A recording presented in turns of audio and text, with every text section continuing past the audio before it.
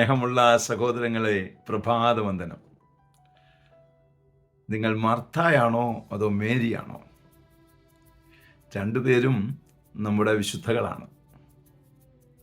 മർത്ത ആയാലും കുഴപ്പമില്ല, മേരി ആയാലും കുഴപ്പമില്ല. ഒറ്റ കാര്യമേ നമുക്ക് വേണ്ടതുള്ളൂ, ഈശോ നമ്മുടെ വീട്ടിൽ വരണം.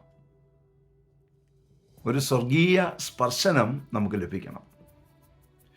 അവൻ വളരെ അടുത്തുണ്ട്. അവൻ വാതിലിൽ മുട്ടുന്നുണ്ട്. കേൾക്കാൻ പറ്റുന്നുണ്ടോ?